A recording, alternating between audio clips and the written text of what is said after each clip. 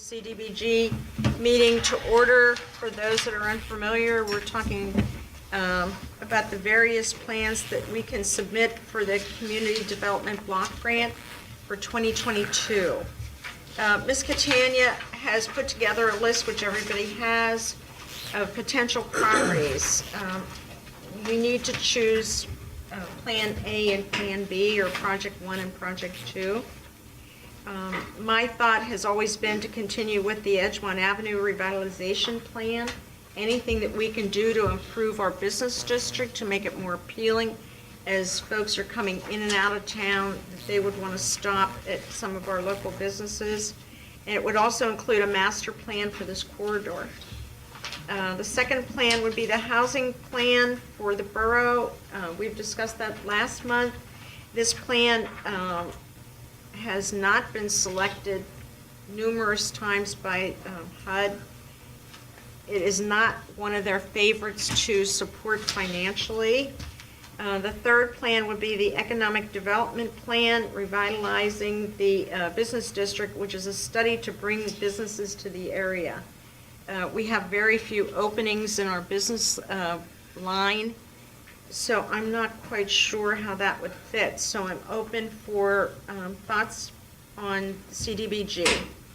If I may, Please. Since I put this thing together, my initial thought, the revitalization plan is something that we've talked about and we've been trying to get through the county for quite some time. One of the things that I know is happening is that the planning department, their planners are extremely busy.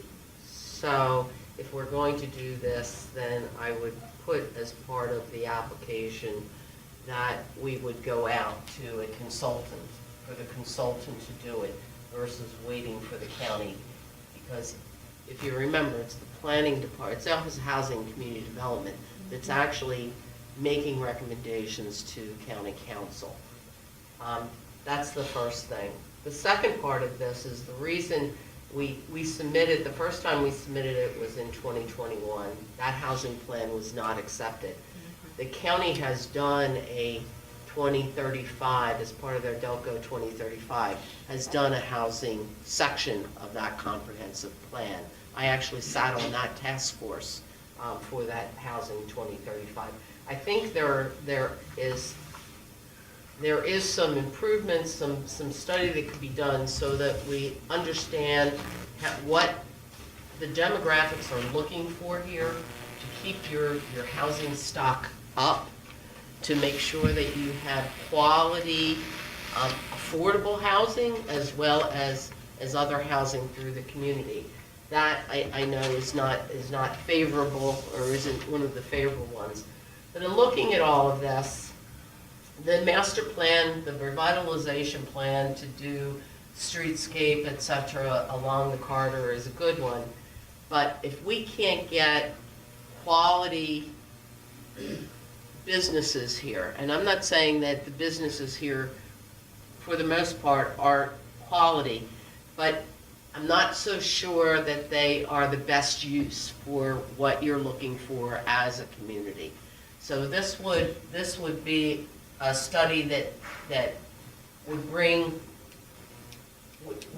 evaluate what you've got, what you would need to improve so that you get some better services and businesses in the community. And that's the only thing I could think of. I should tell you that there's about $3 million that county's going to get from HUD. Usually about half of that goes into operations and other things, so we will probably be seeing about $1.5 million total for CDBG. That's just based on what has been done in the past.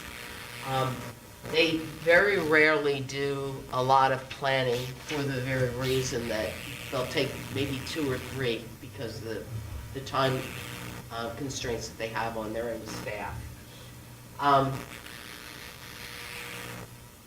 I don't know of any other projects. You are limited because you do not have any low mod areas, eligible areas in your community. What which is is a low good mod? thing. It is a good thing. What is low mod? 49% is under the threshold of Low income. low income. So, and they give you a map. We don't have a map because we don't have any. It's done through HUD, and I've given this pitch before, and I'm gonna give it again. When you get survey for the census, we've gotta push the residents to fill it out and send it back in, because that's what they use for these kinds of grants. That's how they determine what's eligible and what's not eligible. So, I think the more we can tell people, they're not looking for just you, they're looking for your entire community and what kind of monies are available to your community. So, we can do planning projects, we can do historic renovation, we really don't have a historic project. Amoco Station. That's still, Yeah, I don't think that can we make it an qualifies. In-N-Out Wawa? That would be great. That's still under issues. Yeah. So, if anybody has any other projects that you think will qualify, I do have the criteria in the office. I didn't bring it with me. I didn't know that we would go through all of that. But I do have a listing of various projects. That's why I thought of the economic development plan. It's a little different than just putting aesthetics on the corridor. It's looking at why aren't people coming here. I think we've got to look at parking along the corridor. If you don't have parking, people aren't going to come because there's no place for them to park. So taking a look at it from a different angle and not just, I guess I'm going from failure. If you look, Darby Borough years ago, they did a Main Street project, and it was quite a bit of money that the county put into their business district. They didn't get any takers. There's reasons why they're not going there. So they refaced the properties. They did a lot of work, and it just didn't take. So I think we need to look at that before we get to that point. So anyway, that's my spiel. Anybody have any other ideas? Can the woodlot be considered? No, it's No. not within the district. We're sort of, I hate to say, landlocked into a specific area physically. And that only occurred in the last couple of years because the census has changed our incomes. We were able to get Several other if you projects notice for the years. lights that are down the other end, we were able to get those merely because it was immediately adjacent to the city of Chester, and that area in the city of Chester is eligible. So when we put it in, knowing that we weren't eligible for it, the county Office of Housing Community Development actually found a way to get it done. Nice. It was very nice of them. Who So, owns the yeah. property at the end of East Cheltenham? There's a huge parcel of land at the bottom of East Cheltenham going into Avon. I have no idea. That's just sitting there doing nothing. Is that Pico's? I have no idea. It's just West Shelton and East Shelton. Avon? East East Shelton Shelton. and you Avon? go down East Cheltenham all the way down. Under East Shelton. And it merges right around and does a bend towards East Avon. Yeah. I don't know. I I know always thought it Pico, was part of the park. Yeah. Pico has several parcels. And I think there are gas mains and things Yeah. like that run across there. Yeah. I might be mistaken on this one piece, but Yeah, I I mean, think if so you're looking too. for land, I mean, Oh, there yeah. it is. I don't know that Pico would sell it. Or we could use it. We could borrow it. Pico just sent a letter that they are not interested in letting us, what do Use- they call it, co-use? Yes. Any of their Right away. properties Right away. anymore. That was a wonderful letter. Does anybody on council have any other suggestions than these that would fit into the criteria? Well, I believe in energy efficiency. Can we get money to make energy efficiency improvement on the borough building? No, it's for. You it's can't for- do anything in a borough building. It's for the development of the community, this block No. grant. That's what. Yes, you can't do anything with development. okay? But you absolutely, even if you had eligible areas, the eligible area, can't do anything in buildings that have government operations. Okay. So your firehouse, we don't own the firehouse, but typically a police station, any kind of building like that, you cannot utilize community development block grant funds. And you're looking at the improvement of the community as a whole.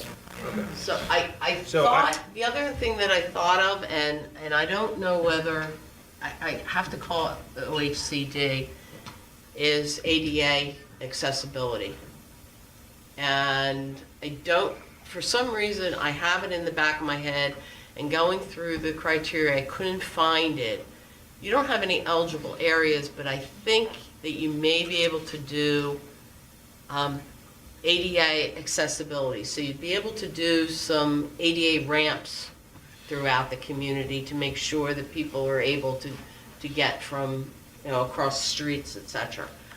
I'm not sure of that, but I have it in the back of my mind that I heard that at a CDBG meeting last year. Do you remember that? No, but I have to call Phil Welsh, and they're not in the office full-time, so it's, With the ADA accessibility, I know there's some properties that don't have sidewalks. Could that be incorporated with an ADA accessibility? I don't know, and that's what I need to find out. I I'm don't just, know whether we wanna- as far as looking Yeah. at that, to make it more accessible, because like, if you're going down this side of Elbon, once you get past the school, the sidewalk stops. But that was always the homeowner's issue once they go into selling the property. They had to incorporate a sidewalk. I'm gonna tell you that when But doesn't the Typically, amount of what- sidewalk also help with our liquid fuels fund? no. No? Okay. No. Typically, when you tell a property owner that has no sidewalk, that you're putting sidewalk in, they usually come out in droves because they don't want to have to shovel it, And and they don't want to repair it. have to maintain it.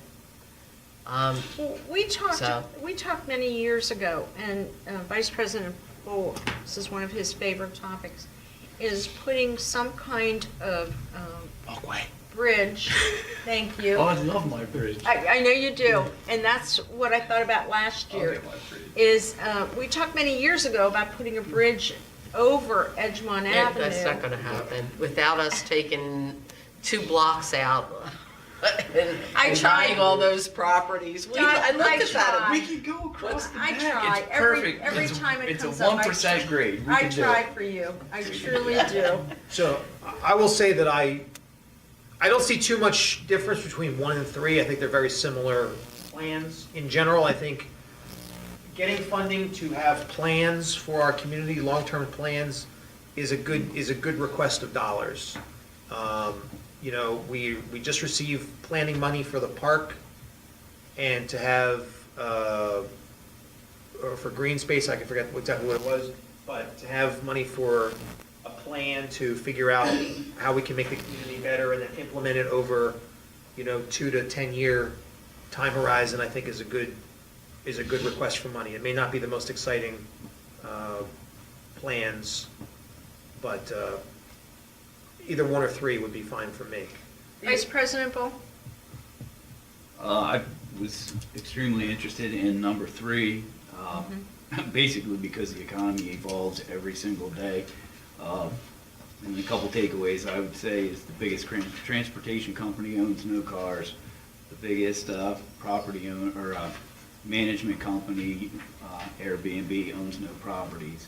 So I think there's probably a way for us to, through a development plan, figure out a way to either capture those dollars that are somewhat virtual or make spaces that are perhaps a little bit more open to somewhat of a business development thing, even if it's a place where people can develop their businesses here as far as that. So that might be a viable plan. Councilman? I agree with the economic development plan number 3, especially off of the recommendations of what you said happened with Darby Borough. You know, making sure we figure out why we need, or what we can do to get more businesses here before we just, Put money into it. put money into making it look nice. Councilman Bianco? I say keep on going with the Edgemont property, with the lights. Okay. And also, can I point out with number 1, this would include a master plan for that corridor. So it's not just the development of the continuation of the plan, but it would also incorporate a master plan, which I think is important. Again, planning. Let me clarify something. This Okay. is, none of this is putting more lights up along the corridor. Right. That construction can't be done as part of any of these projects. It can certainly show that on the master plan, but it will, there's no construction that will be done, okay? Councilman? Go with the reviving the business district. Okay. Mrs. Guy? Number 3. Okay.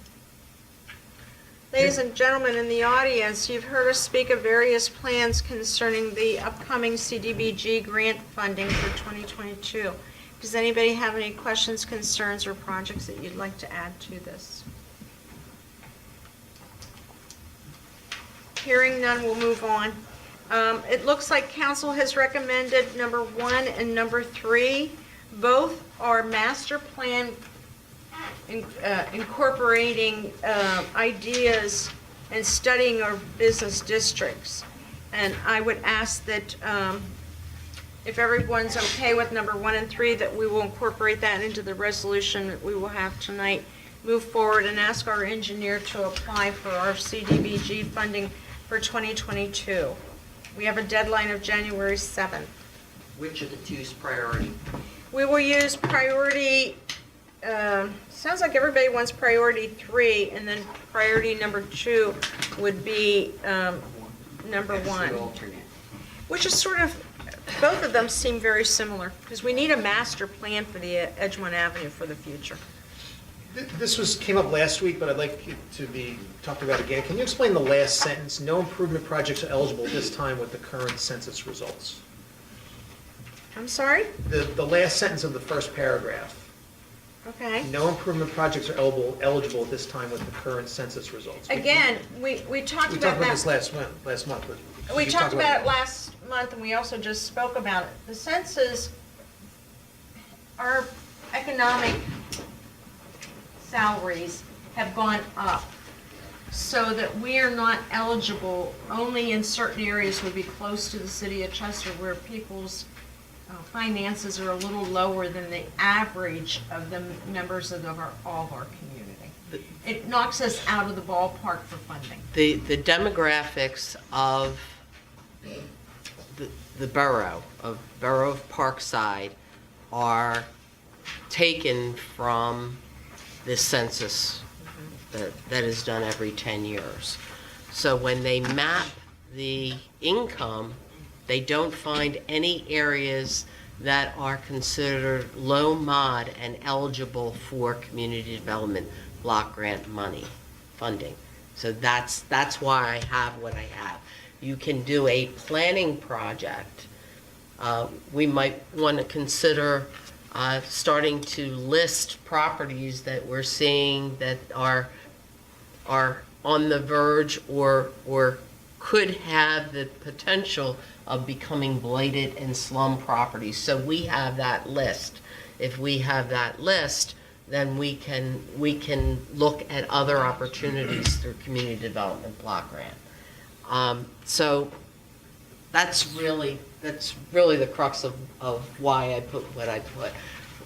The last time in 2021, or 2020 was, in 2020, when the new mapping came out, there were still questions, can't we do, and they were all construction projects, and those kinds of improvement projects aren't eligible under the program.